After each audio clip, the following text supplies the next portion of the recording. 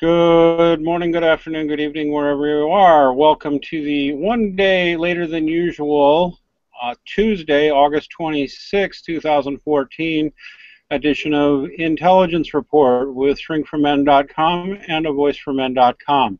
I, as always, am Dean Esmay, Operations Manager at A Voice for Men.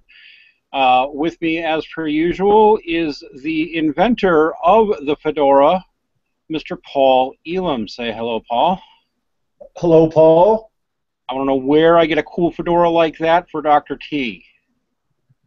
I have one. I just didn't know we were wearing our fedoras today. Otherwise, I would have put mine on.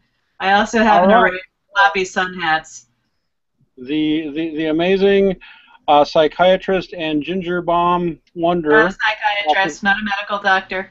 I'm sorry, I didn't mean that. There'll be some asshole out there who's going to go around claiming I'm a medical doctor when I'm not. I am not a medical doctor. I am not a psychiatrist. I am a psychologist. I know better. I know better. But T-Bog won't. Hi, T-Bog. Thanks for that really amusing write-up in Raw Story today. We really liked it. Please do that again. God, our critics are just getting dumber and dumber and dumber and dumber. But anyway, I'm changing the subject. With me, as always, Dr. Tara Palmatier of shrinkformen.com. Sorry we did not have a hangout yesterday. We all had things that had to be taken care of, so here we are today bringing you the show. And first off up is something that I was feeling a little guilty about not covering this, 2 weeks ago when it first started hitting the news with Boko Haram in Africa kidnapping over 100 boys and men. Some of these stories these main stories appeared on places like Huffington Post and CNN on the 15th. Although apparently a couple of stories on this event happened a day or two before that. We didn't talk about it much last week, but in a way I felt good about that because I wanted to give the world like an entire week to digest the news that 100 boys and men had been abducted by Boko Haram. And I'm just kind of waiting for the campaign that I'm waiting for the First Lady to put up her thing saying, bring back our boys, bring back our children, bring back our men. Searched as I could all week, every day, looking for news on those boys. There's some conflicting reports, but of course there's always conflicting reports, but not one single international campaign to talk about. Mind you, they've been ignoring the murder, the horrible, brutal, torturous murder of boys and men by Boko Haram, but I guess they had the plausible excuse, the media, the world culture at large, well, but they're dead, so we can't do anything. Well, now we got 100 missing live boys and men. Gets mentioned in a couple of places, and nobody says much of anything else about it. Why do you suppose that is? Well, I don't know. Okay. Moving on to our next story. No, I guess that we all have a certain amount of, misandry fatigue. It's just like, I don't know, but seriously, what? Why do I think that if it were 100 monkeys or 100 dogs or 100 bunny rabbits, they would be more upset? Seriously, what? They're just black boys, so it's not like they're human or something. Is that the message we're supposed to get here? I don't think it's. I mean, there's probably, in terms of Western attitudes, there's probably some racial element in it for some people, but I don't think it's primarily a racial issue at all. No, I don't really. I'm gender. They're men. Nobody cares. They're boys. People don't care about that, though. Again, and I think Tara pointed this out. I don't remember if she talked about it at the conference or I mentioned it. Yeah, but when this whole thing started, when Boko Haram put themselves on the map by kidnapping a bunch of girls, Nobody in the news reported that at the time that they kidnapped the girls, they murdered all the boys, slit their throats, set them on fire in a building, and some feminist response to it, well, we're not addressing it because they're already dead. So, and you can't save the dead. But it's, there is, I think you got a good point there, Dean. There is a sort of misandry fatigue about this stuff. There is so much of this going on, and we cover these stories regularly, and it gets to be the point, okay, so a bunch of boys were kidnapped. They're probably going to be killed, or even worse than killed. The news is not reporting on it near like they would if it were females. People are not caring about it or paying attention to it. And, of course, if we point that out, then we're the bad guys for saying something about it. It's the obscenity of the society, the world society that we live in right now. I think you see a lot of that in India, too, with... people talk about, one woman gets raped and the world is set on fire about it. And what happened to her? She was raped and murdered. It was a horrible crime. But if you look at the lives, particularly in the caste system, of the average Indian man, it is worse by far. The standards there are much harsher on them, much more harm in their lives, much more deadliness in their work. Many more times the victims of crime, just like anywhere else in the world, and all anybody wants to talk about is what's happening to girls. So I don't know what else we can do except what we're doing. We just point to the problem, point to the hypocrisy and the hatred that drives it, to the ideologues in the media, which we're going to get to a little bit today too, who drive which stories are going where. And to the consumer appetite, which they want to hear about raped girls. That's what they want to hear. That's going to tug at their heartstrings. And boys, well, whatever. And black boys, double. Just forget them all. Yeah. So what are you going to do? It is interesting. I mean, it's worth noting that Boko Haram has been busy on its little frenzy of terroristic murders and whatnot for a year or three, as far as I know, and they only managed to get national attention by kidnapping a bunch of girls. And I don't know, it was part of them thinking, well, now we'll do boys and see if that gets us even more attention. Whoops, that didn't really work now, did it? I don't know. I still am going back to the fact that, yeah, that whole Bring Back Our Girls campaign, that got the First Lady of the United States, that gets politicians in the UK, all over Europe. Everybody's in arms about it. That was 2 months ago. Tara, you mentioned that in your speech at the International Conference on Men's Issues, and I do find it interesting that MSNBC and others who reported managed to sit through your entire speech and not even notice that you brought that up. No, they were more fixated on a selfie by Miley Cyrus. So yeah, supposedly about Miley Cyrus. Twisting that into lying about me, saying that women who dress provocatively or take provocative selfies are asking to be raped. Well, they work pretty hard on mispronouncing your name as much as in different creative ways too. Whatever. You know what? I want to add to this, and boy, I know I can't wait for the quote miners to come in on this one, but it's.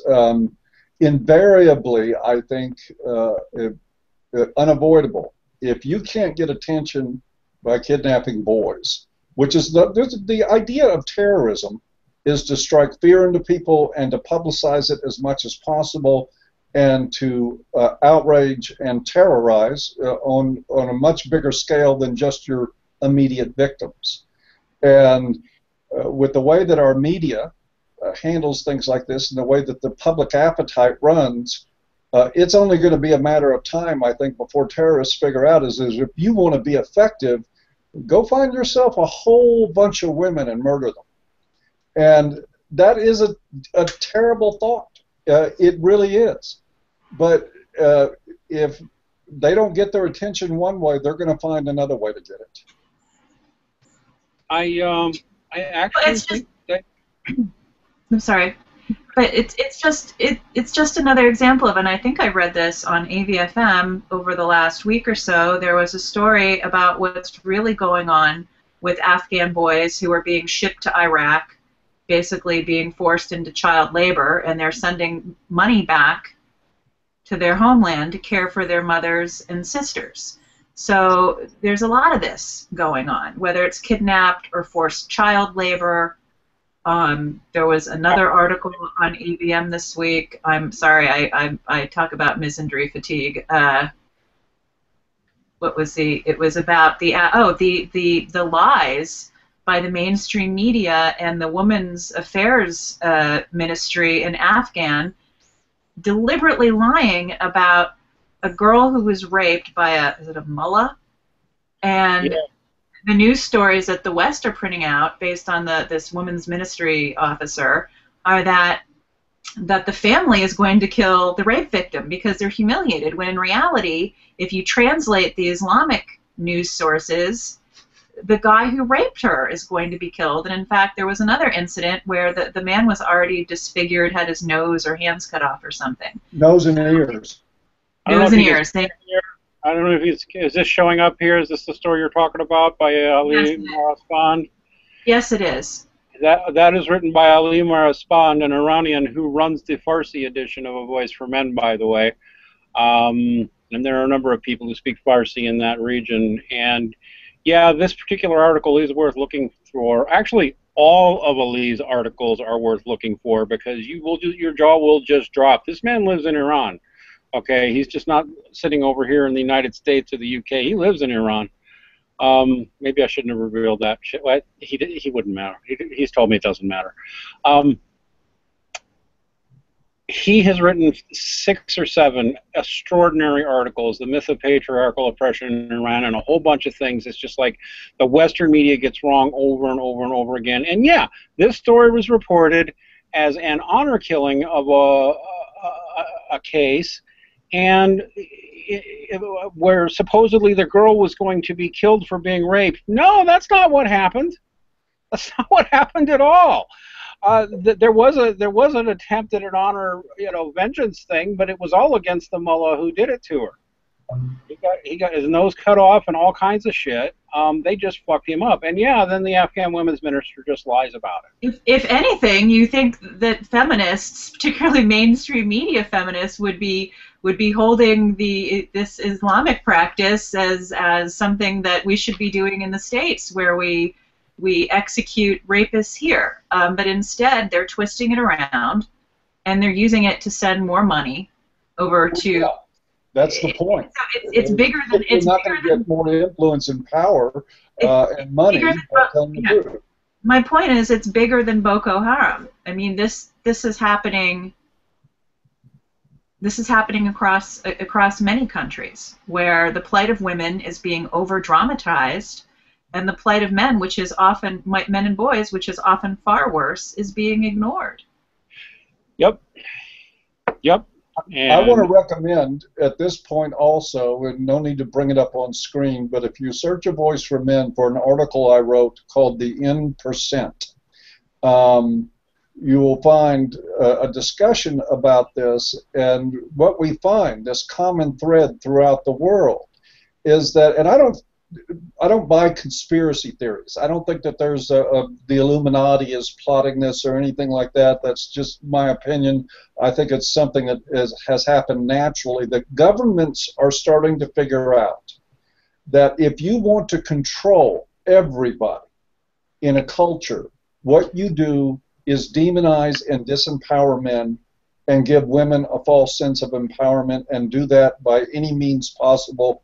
And you end up, because every time you see feminism enter the picture, even in countries now like Iran and Afghanistan, you start to see the emergence of even more draconian measures, more government control, more interference in the personal lives of people, and more control and demonization. And what we've ended up here, what we've resulted in America and Canada, and a lot of other Western countries, is that they now have 2 for 1. They used to have 1 taxpayer per family. Now they've got 2.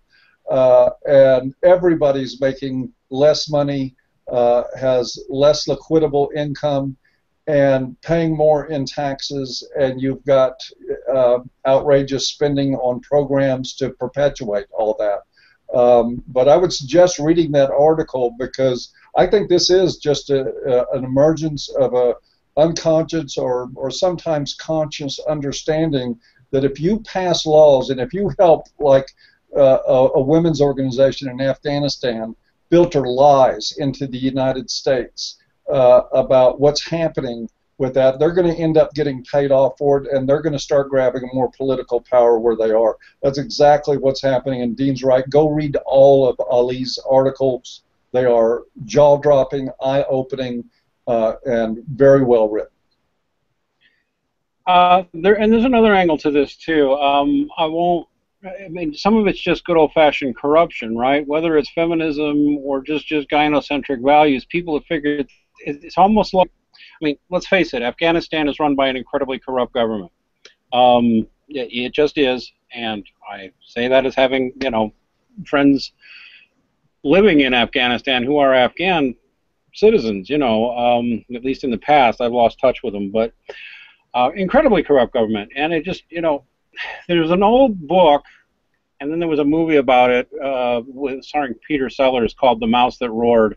Maybe the reference is too obscure, but the basic country, there's a tiny little broke country in Europe right after the end of World War II, and they were really broke and they needed money, so they decided to declare war on the United States because they had noticed that if you did that and then surrendered, the Americans would come in and rebuild your country and you'd get rich.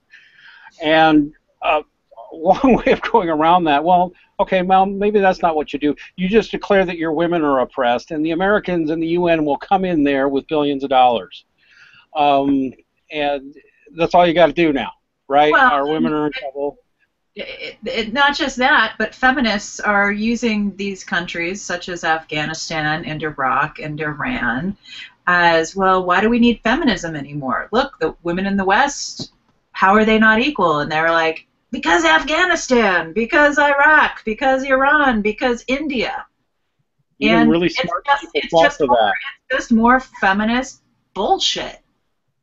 It's even really smart, really well-educated people fall for it, don't they?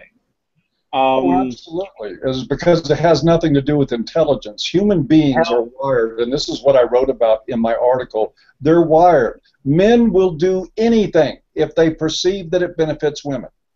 Even if it doesn't really benefit women, even if it actually harms them, if they have the perception that something benefits women, even if it harms children and harms themselves and other men, they will support it in general. Women will support anything they perceive that supports women in general. Speaking, that's true. A politician, this is one of the struggles that we have. A politician can never stand up and say, we need to correct all these false accusations of rape and start putting these women in prison.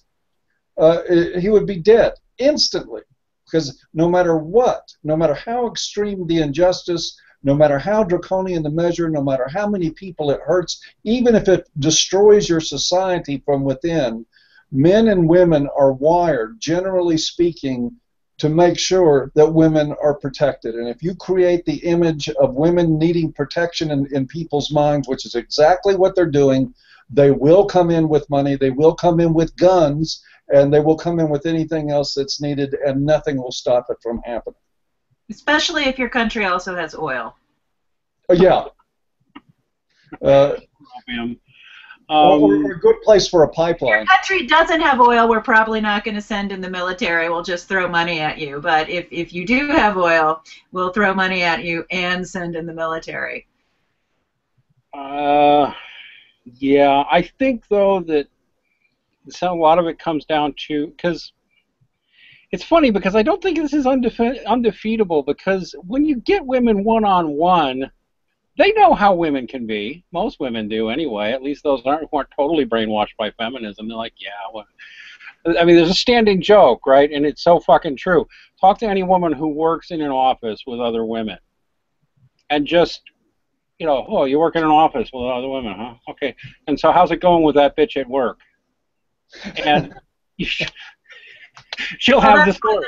I mean, it's been documented. There's actual research on this about women in the workplace bullying other women. Happens much more so than men bullying women or even men bullying men. But I had a thought and I lost it. Never mind.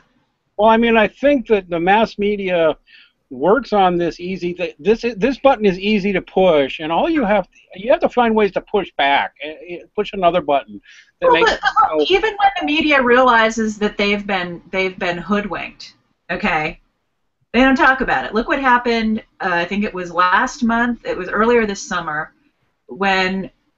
I'm going all MSNBC here. I can't remember the woman's name, but she was busted for lying about the sex slave trade. Oh, her. Girl, like up there, buddy with that douchebag Nicholas Kristof at the New York Times.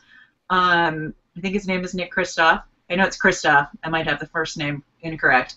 My apologies. Oh, actually, I think you're the douchebag, so I don't apologize. Nick Kristof, thank you. Somali it was a headline for a moment, and then gone. Somali mom is a big fucking fraud. Yep, making stuff up about the child sex trade, supposedly about girls, even though. Actually, even we got to get Typhoon Blue into an argument, talk about this one time because she's done some documentation showing that the majority of sex trafficked people actually are boys. But in any case, yeah, she's a fraud, and she got uncovered as a fraud. And just a week or three ago, she was being celebrated again. Anyway, it's like Jesus, what does it take? Follow the money. Yeah, I do. Follow the money. But how does that excuse the media? I mean, well, I have my theories about the Western media anyway. It has become so concentrated in the power of a few hands and so controlled by such a few. Well, let me give you an example, Dean, of something that's coming up. I was interviewed a few weeks ago by NPR, National Public Radio.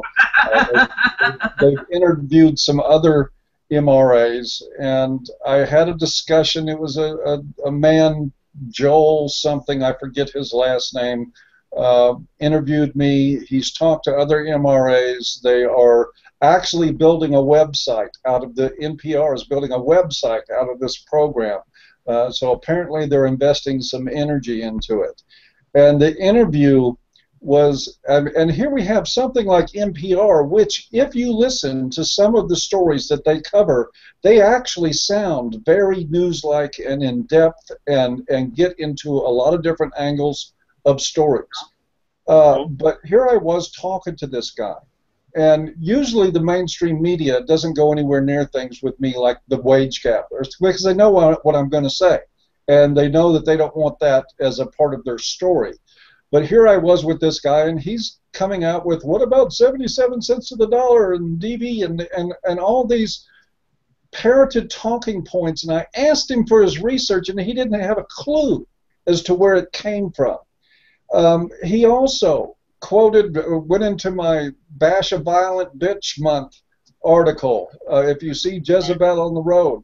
How old is that thing? Like 4 years old? Go ahead. Yeah. They really need to get new material. They really do. But here's the kicker, is that he read to me from it and said, hey, what about this? And I said, did you read the article? And he paused and he said, well, no, I just have this excerpt. Yeah, you mentioned that. This is what we're dealing with. These people don't have any interest in facts or information. This is about getting audience. It's about pushing those buttons Dean was talking about that'll get people to come, make them money. That's what this whole deal is about. And we have a society with no compassion for men and boys, so there's money in the compassion. This is going to be a hit piece by NPR. That's fine. We know how to handle that. We've done it before, and we're going to have a lot of fun with it, and it's going to make us grow more. It always has. And let's get real about NPR. I don't know if they're still affiliated with PBS. I believe they used to be. No, but they're run under similar structural. Yeah. Oh, so they were never affiliated with PBS? I don't think so. Oh, well, I did some reading about it a long time ago. I think they were. If so, my point is PBS has a history of promoting domestic violence in their children's program. Miss Piggy used to beat on Kermit. Now, granted, it's an interspecial Muppet relationship, and they're not exactly human beings, but Miss Piggy was the female Muppet, and she coerced Kermit into a relationship and would beat him up and other Muppets who made her angry, and it was condoned. I hate to be anal retentive dean, but that wasn't on PBS. That was on the Muppet Show, which was Kermit is part of the Children's Television Workshop, and yes, Miss Piggy was on the Muppet Show, but still Muppets. It was at the time a PBS property. Well, public radio. Let's see, and that's the thing. You think public radio, the theory they're supposed to work under, which is the same PBS is supposed to work under, is we're nonprofit and we're going to bring you stuff that isn't necessarily driven by what advertisers want. Unfortunately, it is still driven by what their donors want. And who are most of their donors? Let's see. The intellectual elite. Who are dominated now by feminism, and Yep. But there is a solution. We said, what's the solution? MGTOW is a big part of the solution. Men becoming anti-chivalry, which is happening very quickly. We can see in society there is the answer to that, because when you're damseling and wailing and lying about the plight of women that enjoy actually a lot more privilege than the men they coexist with, starts wearing thin on men, when they start really seeing that they're getting screwed, which they are, then they do start changing. Look at what's happening in Japan. Japan's government is scared to death about their economic future because the guys there, so many of them, don't give a shit anymore about climbing corporate ladders or getting into competition in a hierarchy for the attention of women. They're just writing it off. So I think eventually it has to correct itself. But it's just one of those things that it's not going to turn on a dime. It's like a great big slow lumbering ship that takes a long time to make a change in course. And I think we're just now starting to see the start of it. I want to put up, I know it's because I like things that are inflammatory, I want to put up a comment.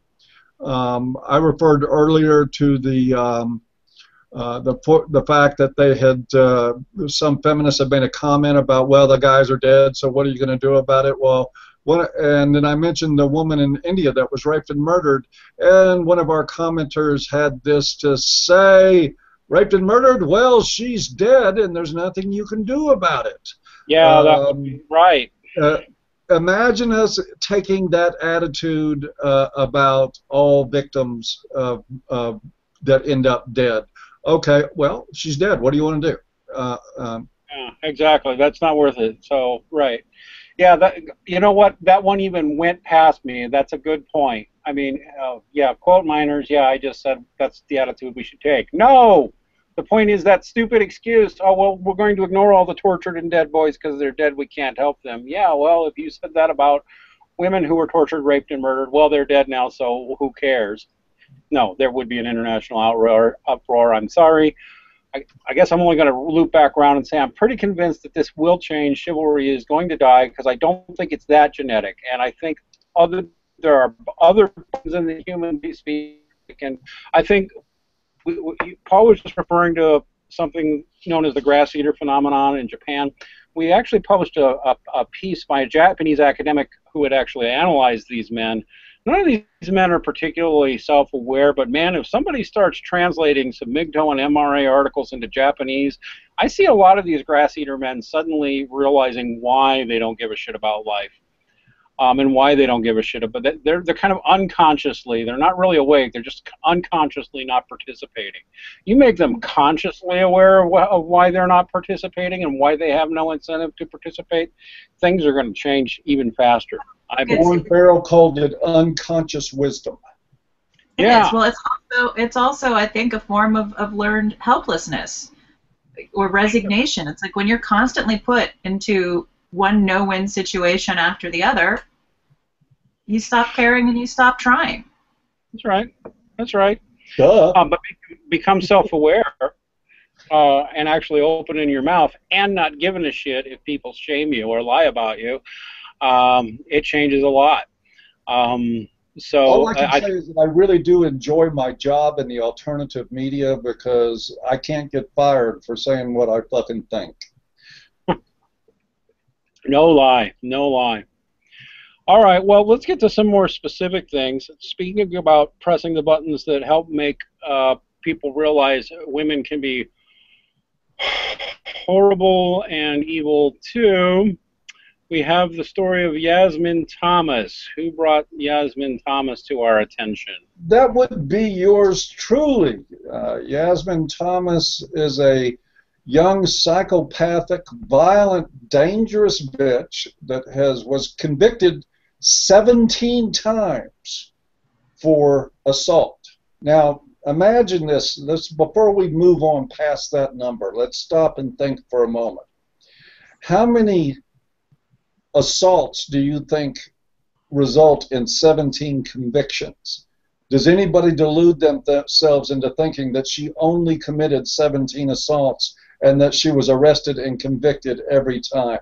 No, we're talking about somebody who has probably committed hundreds of assaults, most of which were not reported, some of which the charges were dropped, some of which the cops white-knighted and just turned and looked the other way because she's female. And anyway, but she ends up with 17 convictions. Well, now she has 18. She was in a club, and a young man was in there, and something happened. One of her friends stole his e-cigarette. I know Dean would not take kindly to that, and tossed it somewhere. This polite young lady, returned it to the guy, and he was kind of stunned. He was awkward for a moment. He didn't know exactly what was happening because she just tapped him on the shoulder and handed him the e-cigarette, and he didn't say thank you. And she got outraged and threw her drink in his face and then broke her glass against his eye socket, lacerating his face near his eye very severely. The doctors told him a couple of millimeters to the left and you would be blind. The judge in the case said she had that she had for her age the most disturbing record of violence he had ever seen. This was a career statement from a judge. And then he let her walk. Let me go back on a little of your language there, Paul, because I know a little more about this from having talked to Aaron Pitsey, amongst others, and some other Brits. This is a British story. You said threw her drink in his face. That sounds like the thing you see in movies where the girl's mad and just goes like this. No, in the UK, they actually have a phrase for this, and it's called glassing. And it's not throwing your drink in somebody's face. It's taking your glass, cupping it in your hand, and jamming it into the person's face. And that's clearly what she did here. This isn't an oops and it flew out of my face. She glassed him. They call it glassing. And you grind the fucking glass into his face. And it's not the first reported story of this. It's actually a thing that women like to do in the UK now when they want to assault a guy. So you can't even let this off and say, well, she was just being careless and threw too hard. No, she glassed him. She smashed it into his face. Yeah, guys, the drink you might buy her earlier could end up literally being plucked out of your eye with surgical tweezers later in the evening. Yep. Yep. Now, I'm going to ask, referring back to the first story we covered and how it ended up in a discussion on media and society, Is anybody surprised? Really?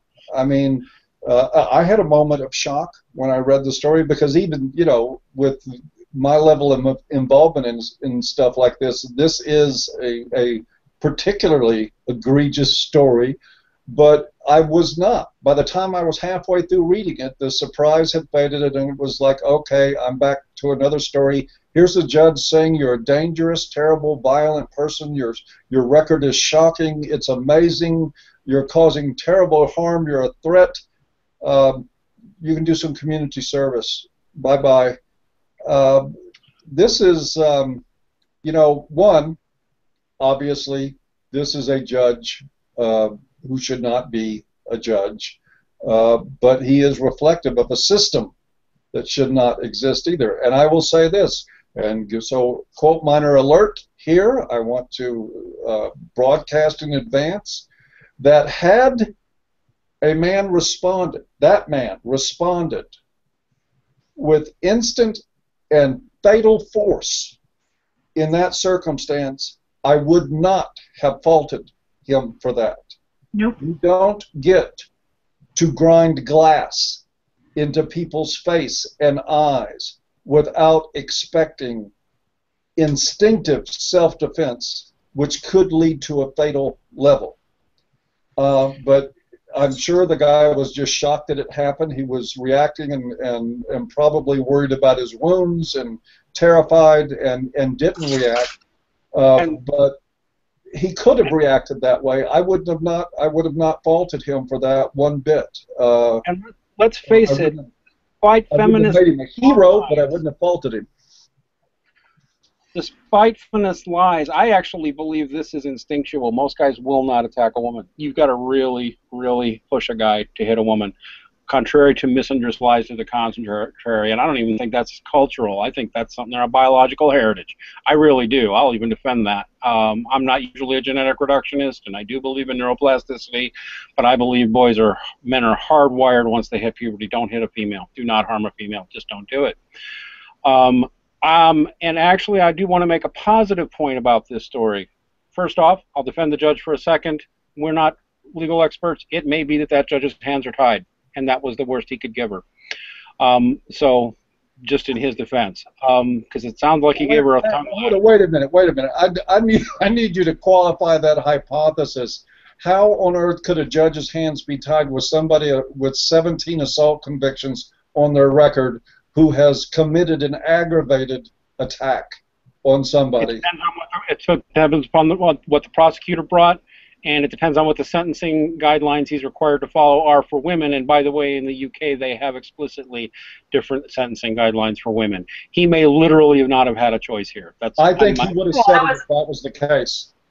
I think he would have said, if he wanted to send her to jail, I think he would have said, the government has my hands tied, and so I can't send you to prison. I'm so respectfully dissent. I don't buy that for a minute. Okay, Tara, you were saying something?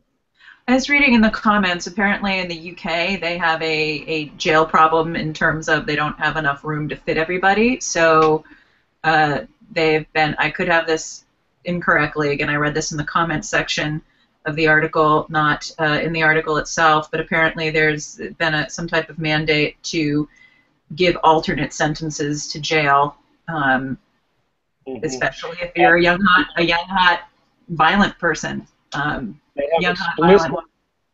They have explicit guidelines issued by their government to not give to give women lesser sentences.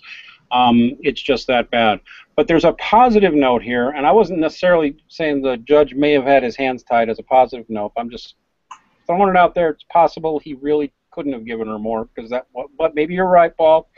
In any case, positive note. Glassing is the thing. That's a word, right? Because it's been going on so frequently in the UK. I heard about it over a year ago from some of my UK friends. It's called glassing.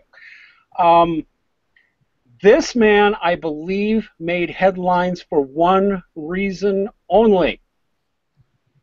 He said the truth. He stated it brazenly.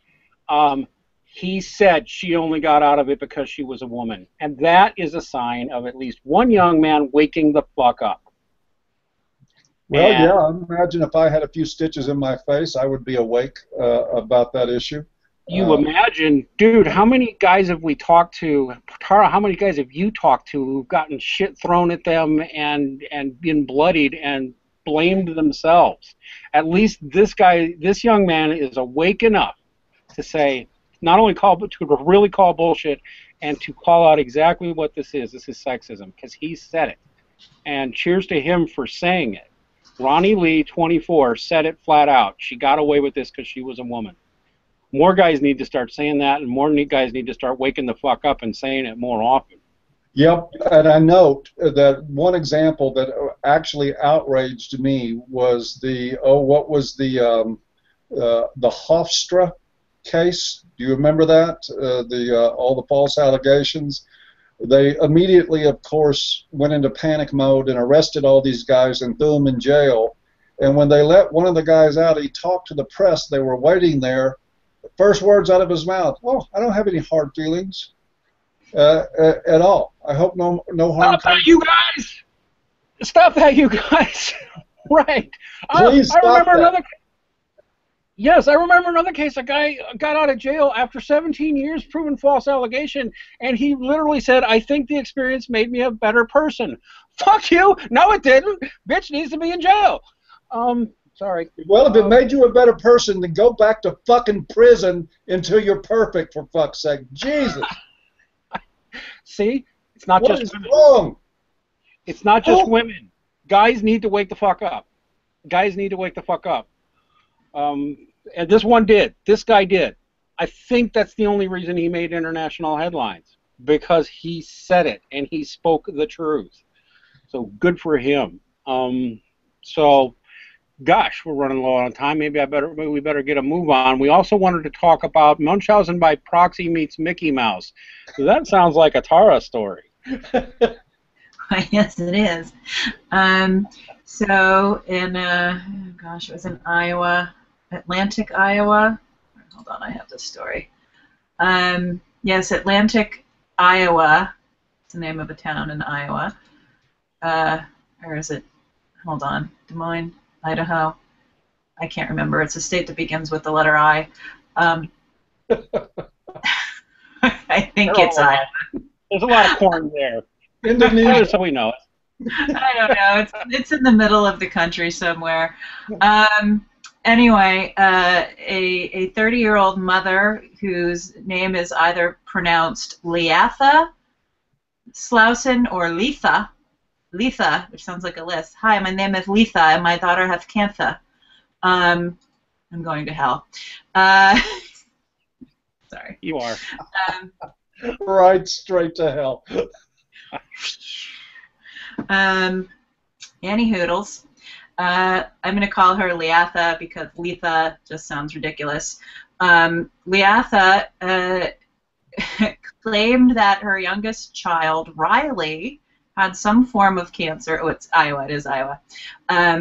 And shaved her head, gave her cannabis oil, started a Kickstarter, internet donations type campaign, managed to get a trip to Disney World for herself and her other 3 children and her husband.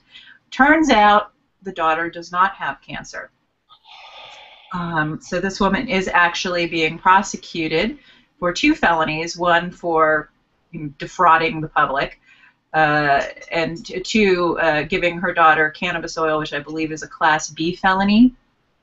Yeah, but the kid's cool with it. Greg, if I were 4 years old and my mother gave me a cannabis lollipop, I'm sure I'd be like, wow, look at all the Big Bird and Sesame Trees, really trippy. We're back to whatever state it was, now I'm going to hell. I apologize, but I'm like, kid's probably cool with it. Sorry. Now, the husband claims he didn't know that his daughter really have cancer. So thus far, the police are not prosecuting him, and the most alarming thing in the news story is that the husband and father of these children said he's he doesn't know which direction his life with his wife is going to go now. Buddy, it should go straight to fucking family court, and then you take this and you ride it into sole custody. Well, you know something though. Let me throw a caveat into that. And of course, I'm going to get on the male bashing bandwagon here. What kind of fucking father hasn't talked to a physician that's diagnosed his daughter with terminal cancer? Seriously. Are you fucking kidding me? I can sit there and say, well, I was too upset by the whole thing. I couldn't handle it. I let her take care of it. This was going on for months and months. At some point, you pull your head out of the sand. You talk to the doctor about, diet. Is there other, what homeopathic stuff? You ask some questions. You talk to the physician. I know. I always try.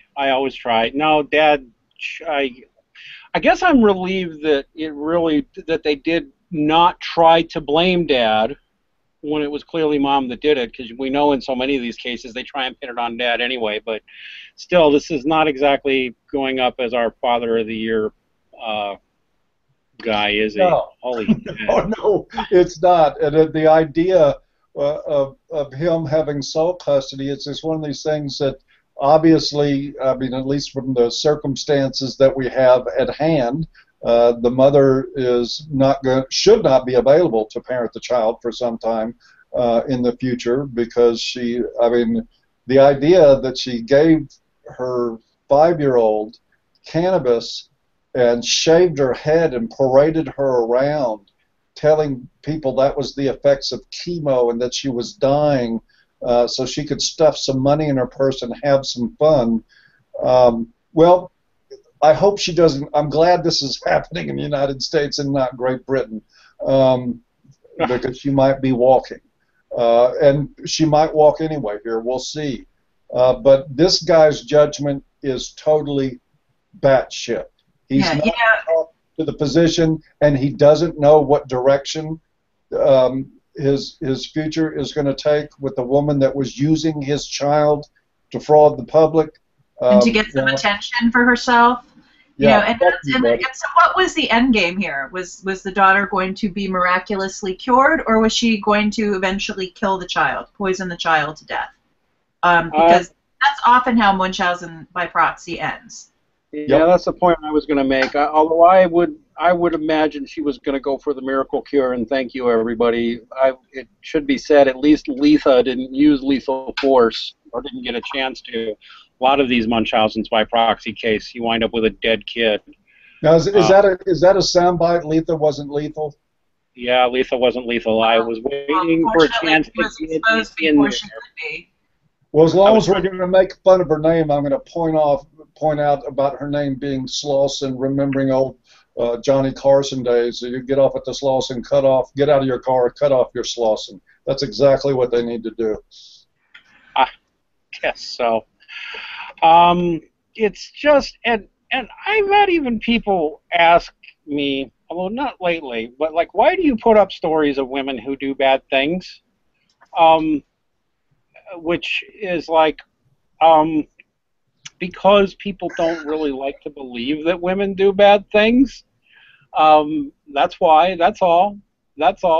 I don't think anybody here. Oftentimes it points to things that are considered men's rights issues, like sentencing disparity.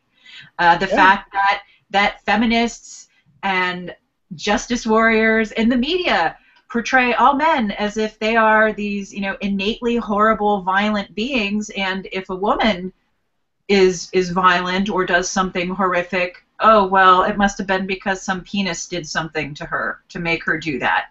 So I think posting these stories is relevant, because you know what? Neither gender has the claim on moral superiority or goodness. Oh. And the fact is that we're quick to hang men based just solely on an accusation, no evidence, no trial. And when women do this, we look for excuses to exonerate them or lessen their sentence.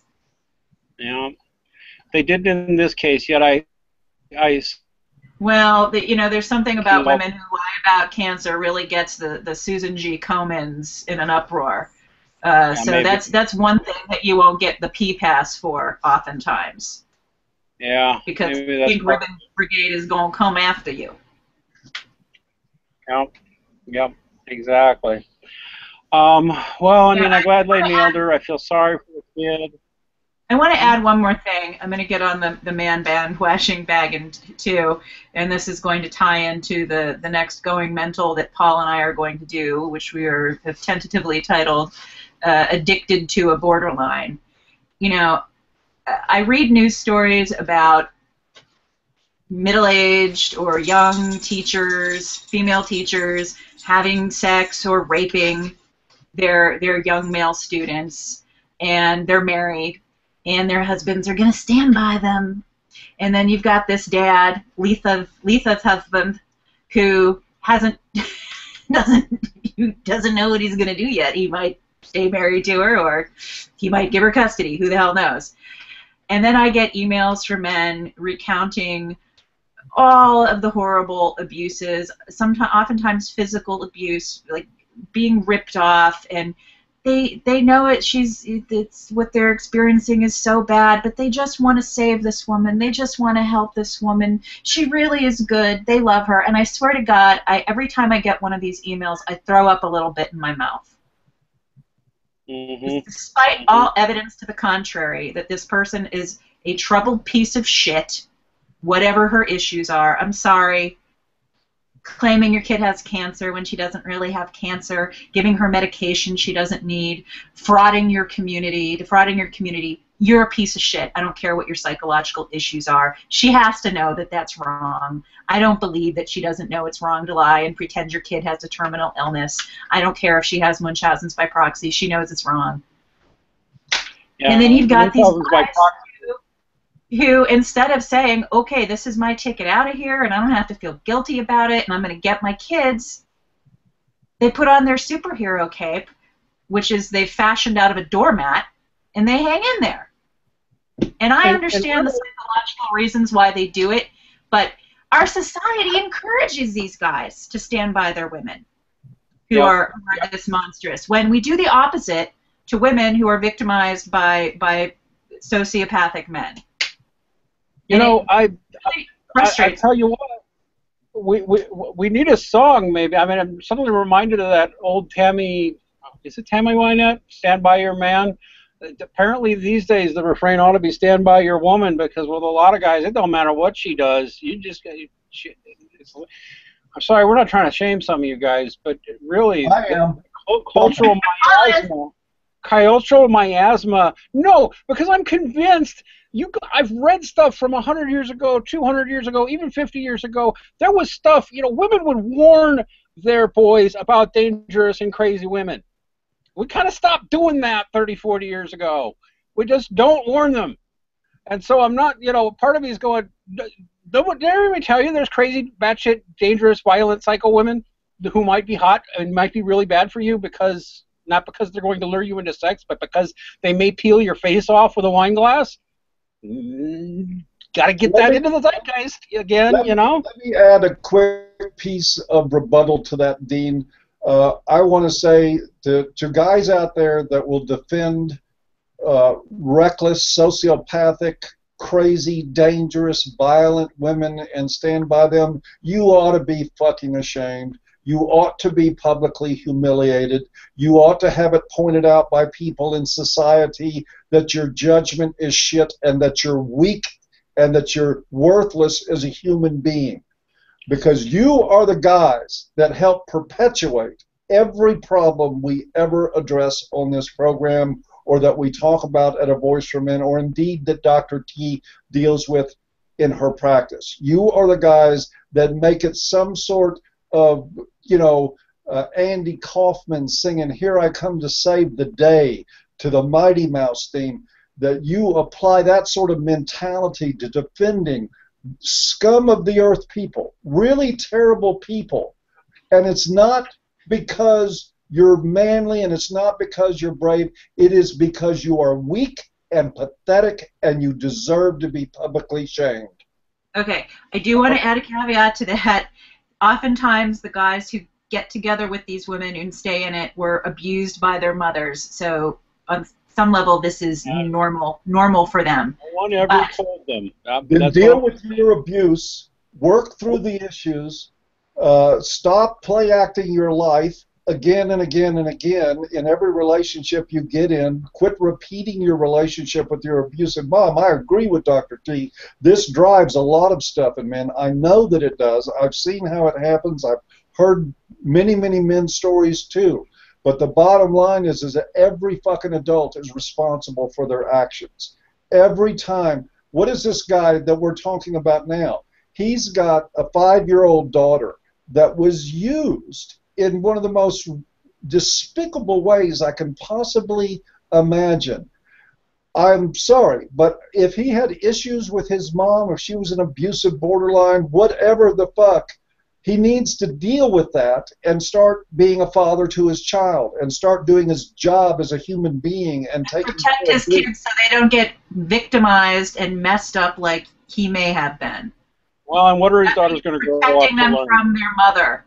And this guy, if she goes to jail, if he can't ride that into at least primary custody, and you know the courts might still give her access to the kids because, hey, it's Western family court. You can give the judge a lap dance and do a line off his gavel, and you might still be able to get custody if you're the mom. But if this guy doesn't have a case to get primary custody at the very least, at the bare minimum of his kids, and he doesn't seize that opportunity, he is a fool, and he is enabling the further abuse of all of his kids. Yep.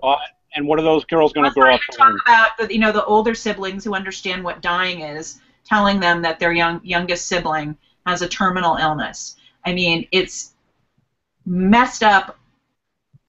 It was abusive to every single person in that family, and demented. All right, we are running late, so we really do need to close this out. I want to get 2 things out. Aaron Pitsy and I have been on hold since the International Conference on Men's Issues in June. In September, at some point, Aaron Pitsy and I are coming back to our bi-weekly show, but we're actually going to be changing the format, and we're going to call it something along the lines of "When Did You Wake Up?" And we are going to start interviewing men who have finally woken the fuck up and realized, well, basically men who've taken the red pill, one way or the other. What made you wake up? It's her favorite question to ask men now who come to her talking about these things. When did you wake up? How long have you been awake? And that's going to be the theme of the new version of the show, because we've talked to world-class researchers, we've talked to people from her history, we've talked to clinicians, we've talked to social scientists, we've talked to abuse victims.